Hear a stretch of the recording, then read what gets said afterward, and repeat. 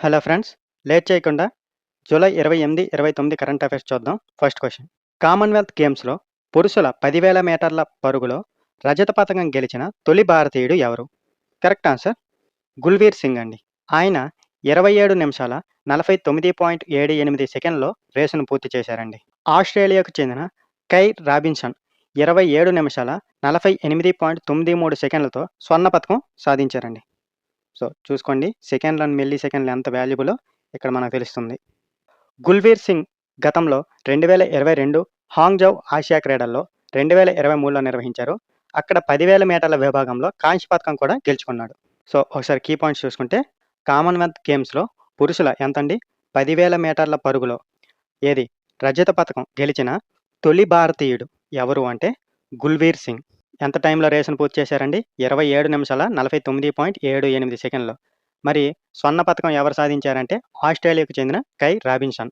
అతనెంత టైంలో పూర్తి చేశాడంటే 27 నిమిషాల 48.93 సెకన్లు. అయితే గుల్‌వీర్ సింగ్ గతంలో 2022 హాంగ్‌జౌ ఆసియా క్రీడల్లో అంటే అవి 2023లో నిర్వహించారు. 10,000 మీటర్లో కాంస్య పతకం అప్పుడు గెలుచుకున్నాడు. ఓకేనా? Next question. పాకిస్తాన్‌తో జరిగిన టెస్ట్ మ్యాచ్‌లో వరుసగా 5 మెయిడెన్ ఓవర్లు వేసి 5 వికెట్లు తీసిన తొలి ఫాస్ట్ బౌలర్‌గా చరిత్ర సృష్టించింది ఎవరు? కరెక్ట్ ఆన్సర్ జస్టిన్ గ్రీవ్స్ అండి. ఆయన వెస్టిండీస్ జట్టుకు ప్రాతినిధ్యం వహిస్తున్నారండి. ఈ మ్యాచ్ ట్రినిడాడ్‌లోని బ్రియాన్ లారా క్రికెట్ అకాడమీలో జరిగిందండి. టెస్ట్ క్రికెట్ చరిత్రలో వరుసగా 5 వికెట్ మెయిడెన్ ఓవర్లు వేసిన తొలి బౌలర్‌గా కూడా నిలిచారండి. ఇంతకుముందు ఈ రికార్డు ఇంగ్లాండ్‌కు చెందిన స్టోవర్ట్ బ్రాడ్ పేరిట ఉండేదండి. ఆయన 2016లో దక్షిణాఫ్రికాపై వరుసగా 4 వికెట్ మెయిడెన్ ఓవర్లు వేశారండి. ఈ మ్యాచ్ జస్టిన్ గ్రీవ్స్ 11 ఓవర్ల 27 పరుగులిచ్చి 5 వికెట్లు తీసుకున్నాడండి. సో, ఒకసారి కీ పాయింట్స్ చూసుకుంటే ఎవరెవరికి జరిగిందంటే పాకిస్తాన్‌కి, వెస్టిండీస్‌కి జరిగిన మ్యాచ్‌లో వరుసగా 5 మెయిడెన్ ఓవర్లు వేసి 5 వికెట్లు తీసిన తొలి ఫాస్ట్ బౌలర్‌గా చరిత్ర సృష్టించింది ఎవరు అంటే జస్టిన్ గ్రీవ్స్. అతను ఏ దేశస్థుడండి? వెస్టిండీస్. అయితే ఈ మ్యాచ్ ఎక్కడ జరిగింది?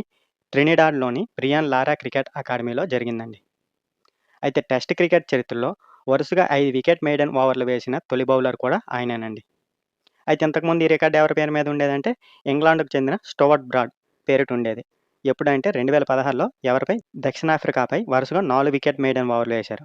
ఓకేనా? Next question. 2026లో ప్రతిష్టాత్మక ఫీల్డ్స్ మెడల్‌ను గెలుచుకున్న చరిత్రలో 3వ మహిళ ఎవరు?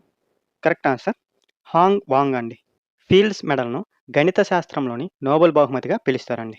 ఈ అవార్డును 40 సంవత్సరాలలోపు వయసు ఉన్న గణిత శాస్త్రవేత్తలకు అందజేస్తారు. ఇది ప్రతి 4 సంవత్సరాలకు ఒకసారి ప్రదానం చేస్తారు. ఒకసారి కనీసం ఇద్దరికి, గరిష్టంగా నలుగురికి ఈ అవార్డును అందజేస్తారు. 2026లో Hong Wang, Yu Deng, Jacob Simmeran, John Parthan ఈ అవార్డును అందుకున్నారు. సో, ఒకసారి కీ పాయింట్స్ చూసుకుంటే ఏంటండి? 2026లో ప్రతిష్టాత్మక ఫీల్డ్స్ మెడల్‌ను గెలుచుకున్న చరిత్రలో 3వ మహిళ. ఇది కూడా గుర్తుంచుకోవాలి. ఎవరు అంటే హాంగ్ వాంగ్. అయితే ఈ ఫీల్డ్ మెడల్‌ను ఏమని పిలుస్తారండి? గణిత శాస్త్రంలోని నోబెల్ బహుమతిగా పిలుస్తారండి. అయితే ఈ అవార్డును ఎన్ని సంవత్సరాలలోపు వయసుగా ఉన్న గణిత శాస్త్రవేత్తలకు అందజేస్తారంటే 40 సంవత్సరాల లోపు ఉండాలండి. అయితే ఇది ఎన్ని సంవత్సరాలకు ఒకసారి ప్రదానం చేస్తారంటే 4 సంవత్సరాలకు ఒకసారండి. అయితే ఈ అవార్డును కనిష్టంగా, గరిష్టంగా ఎంతమందికి అందజేస్తారు అంటే కనిష్టంగా ఇద్దరికి, గరిష్టంగా నలుగురికి ఈ అవార్డును అందజేస్తారండి. అయితే ఈ సంవత్సరం ఎంతమందికి ఇచ్చారండి? నలుగురికి ఇచ్చారండి. ఎవరెవరు? Hong Wang, Yu Deng, Jacob Simaran, John Parthan. ఓకేనా? Next question. ప్రభుత్వం ఆర్‌బీఐ ఫీల్డ్ ట్రయల్స్ కోసం ఏ విలువల పాలిమర్ కరెన్సీ నోట్లను ఆమోదించింది? కరెక్ట్ ఆన్సర్ 10 మరియు 20 రూపాయలండి. పాలిమర్ నోట్లు నీటికి తట్టుకోవడం, మురికి తక్కువగా పట్టడం, అలాగే సులభంగా చిరగకపోవడం వల్ల ఎక్కువ కాలం ఉపయోగపడతాయండి. ఈ విషయాన్ని లోక్సభలో కేంద్ర ఆర్థిక శాఖ సహాయ మంత్రి పంకజ్ చౌదరి అధికారికంగా వెల్లడించారండి. ఆర్‌బీఐ తొలి దశలో 10, 20 విలువ గల ఒక్కోటి 100 కోట్ల పాలిమర్ నోట్లను ముద్రించాలని ప్రతిపాదించిందండి. ఫీల్డ్ ట్రయల్స్ విజయవంతంగా పూర్తయిన తర్వాత సాధారణ విడుదల ప్రారంభమవుతుందండి. సో, ఒకసారి కీ పాయింట్స్ చూసుకుంటే ఏవండి ఆర్‌బీఐ ఫీల్డ్ ట్రయల్స్ కోసం ఏ విలువ గల ఇవి గుర్తుంచుకోవాలి. పాలిమర్ కరెన్సీ నోట్లను ఆమోదించింది అంటే 10 మరియు 20 విలువ గల నోట్లనండి. అయితే ఎందుకు ఇవంటే ఇవి నీటిని తట్టుకోవడం, మురికి తక్కువగా పట్టడం, అలాగే అంత సులభంగా చిరగకపోవడం వల్ల ఎక్కువ కాలం ఉపయోగపడతాయండి. అయితే ఈ విషయాన్ని ఎవరు అధికారికంగా వెల్లడించారంటే లోక్సభలో కేంద్ర ఆర్థిక సహాయ మంత్రి పంకజ్ చౌదరి అధికారికంగా వెల్లడించారండి. ఎన్ని నోట్లను ముద్రించాలని ప్రతిపాదించారంటే 10, 20 విలువ గల ఒక్కొక్కటి 100 కోట్ల పాలిమర్ నోట్లను ముద్రించాలని ప్రతిపాదించిందండి. అయితే ఈ ఫీల్డ్ ట్రయల్స్ విజయవంతమైతే తర్వాత సాధారణ విడుదల ప్రారంభమవుతుందండి. ఓకేనా? Next question. Glasgow Commonwealth Games 2026లో భారతదేశానికి కామన్‌వెల్త్ గేమ్స్ చరిత్రలో తొలి పారా అథ్లెటిక్స్ స్వర్ణ పతకాన్ని ఎవరు గెలుచుకున్నారు? కరెక్ట్ ఆన్సర్ షర్మిలా ధంకర్ అండి. Sharmila Dhankar Glasgow Commonwealth Games 2026లో మహిళల షాట్ పుట్ F57 విభాగంలో స్వర్ణ పతకం సాధించారండి. ఆమె 9.81 మీటర్ల సీజన్‌లో అత్యుత్తమ త్రో నమోదు చేశారండి. ఈ విజయంతో 2006 తర్వాత కామన్‌వెల్త్ గేమ్స్ పారా అథ్లెటిక్స్‌లో భారత్‌కు ఉన్న 20 సంవత్సరాల పతకాల నిరీక్షణ ముగిసిందండి. అలాగే శిల్పా కె. శైల కాంస్య పతకం సాధించడంతో కామన్‌వెల్త్ గేమ్స్ పారా అథ్లెటిక్స్‌లో భారత్ తొలిసారి డబుల్ పోడియం ఫినిష్ సాధించిందండి. సో, ఒకసారి కీ పాయింట్స్ చూసుకుంటే ఈ కామన్‌వెల్త్ ఎక్కడ జరుగుతున్నాయండి? గ్లాస్గోలో జరుగుతున్నాయి. ఆల్రెడీ మనం ఇంతకుముందే చెప్పుకున్నాం ముందు వీడియోస్‌లో. అయితే భారతదేశానికి కామన్‌వెల్త్ గేమ్స్ చరిత్రలో తొలి పారా అథ్లెటిక్స్ స్వర్ణ పతకాన్ని ఎవరు గెలుచుకున్నారు అంటే షర్మిలా ధంకర్ అండి. ఎందులో అండి?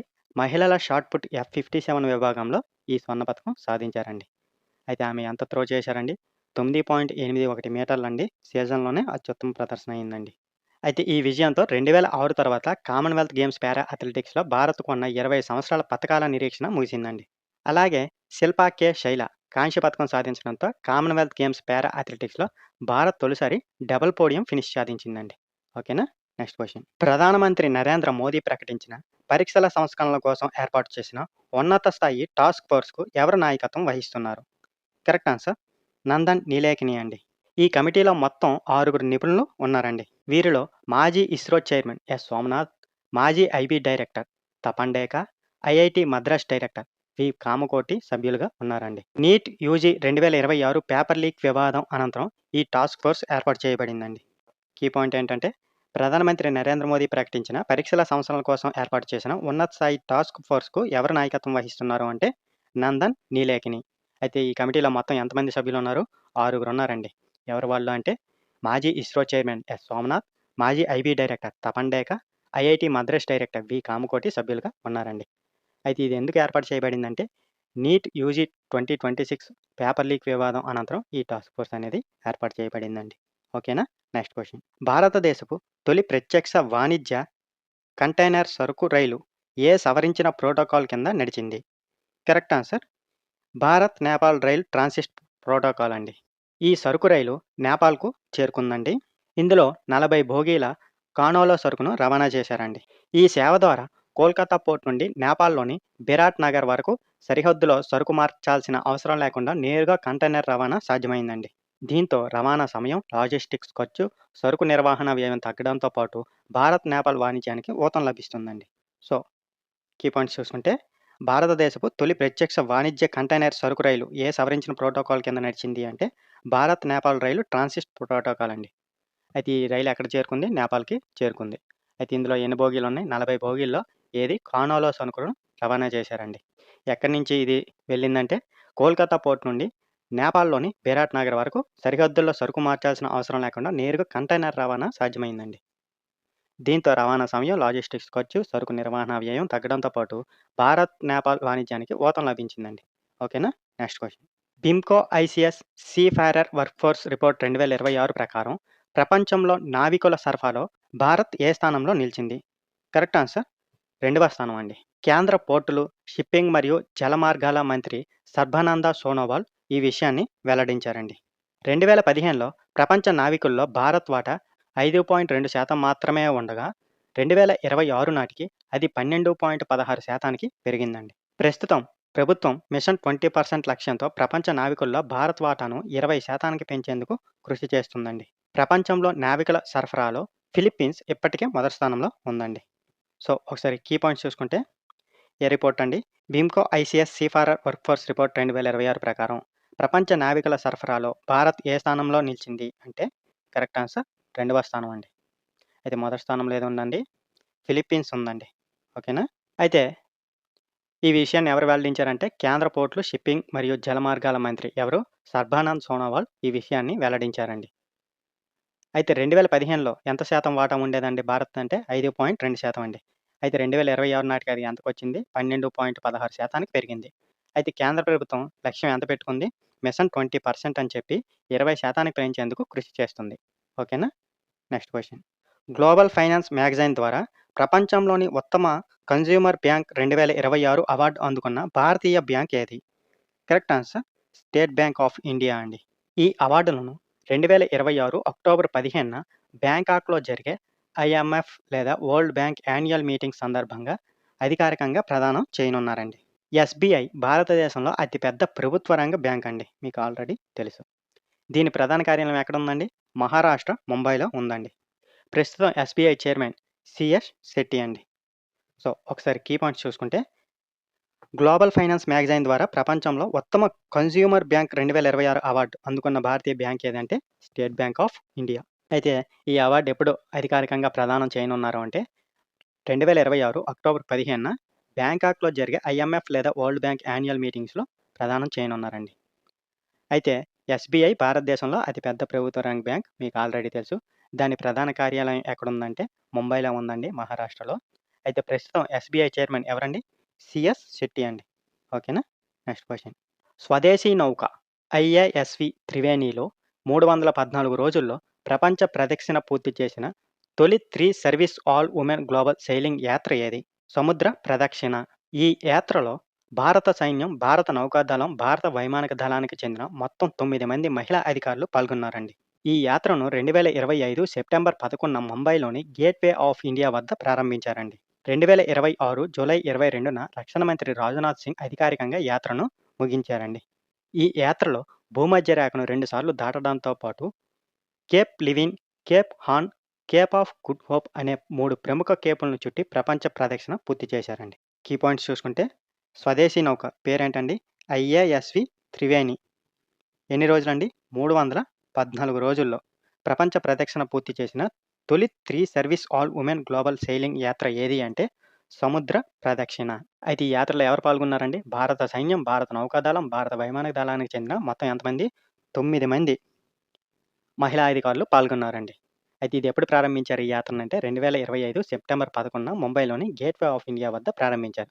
మరి ఎప్పుడు ముగిసింది అండి అంటే 2026 జూలై 22న రక్షణ మంత్రి ఎవరు? రాజ్‌నాథ్ సింగ్ అధికారికంగా యాత్రను ముగించారండి.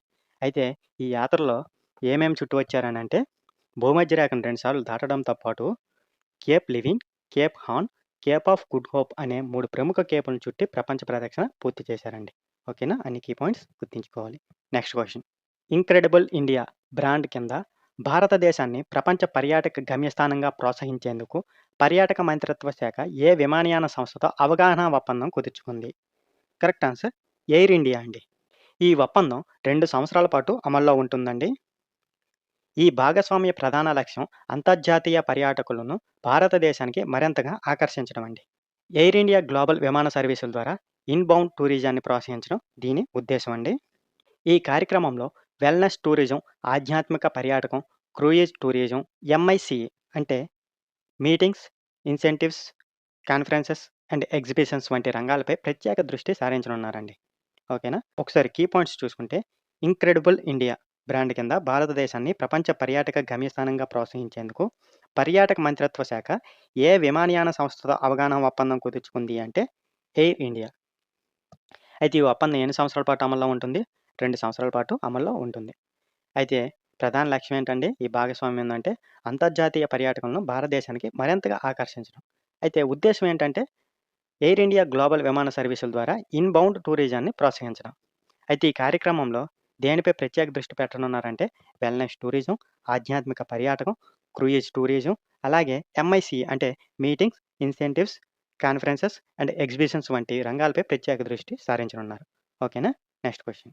ఆయుష్ ఆహార్ స్ఫూర్తితో దేశంలోని తొలి ప్రకృతి కేఫ్‌ను ఇటీవల ఎక్కడ ప్రారంభించారు?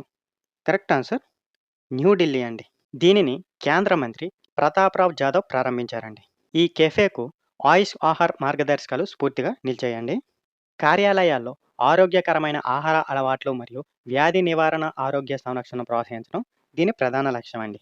ఈ కెఫేలో మిల్లెట్లు, తృణధాన్యాలు, బెల్లం వంటి సహజ తీపి పదార్థాలు ఉపయోగిస్తారండి. అలాగే రీఫైన్డ్ చక్కెర, మైదా వంటి పదార్థాలను పూర్తిగా నివారిస్తారండి. కీ పాయింట్స్ ఏంటంటే ఏదండి? ఆయుష్ ఆహార్ స్ఫూర్తితో దేశంలో తొలి ప్రకృతి కెఫేను ఇటీవల ఎక్కడ ప్రారంభించారు అంటే న్యూఢిల్లీ అండి. ఎవరు ప్రారంభించారండి దీన్ని? కేంద్ర మంత్రి ప్రతాప్‌రావు జాదవ్ ప్రారంభించారండి. ప్రధాన లక్ష్యం ఏంటంటే కార్యాలయాల్లో ఆరోగ్యకరమైన ఆహార అలవాట్లను మరియు వ్యాధి నివారణ ఆరోగ్య సంరక్షణను ప్రోత్సహించడం అండి. అయితే ఈ కెఫేలో మిల్లెట్లు, తృణధాన్యాలు, బెల్లం వంటి సహజ తీపి పదార్థాలను మాత్రమే ఉపయోగించి రీఫైన్డ్ షుగర్, మైదా వంటివి పూర్తిగా నివారిస్తారండి. ఓకేనా? Next question. Quiz of the day అండి. ఆల్రెడీ డిస్కస్ చేసాం. ఆన్సర్ తెలిస్తే కింద కామెంట్‌లో చెప్పండి. ఇటీవల ప్రకటించిన ఫీల్డ్స్ మెడల్ 2026కు సంబంధించి క్రింది వాటిలో ఏ ప్రకటన తప్పు? మీకు కరెక్ట్ ఆన్సర్ తెలిస్తే కింద కామెంట్ రూపంలో తెలియజేయండి.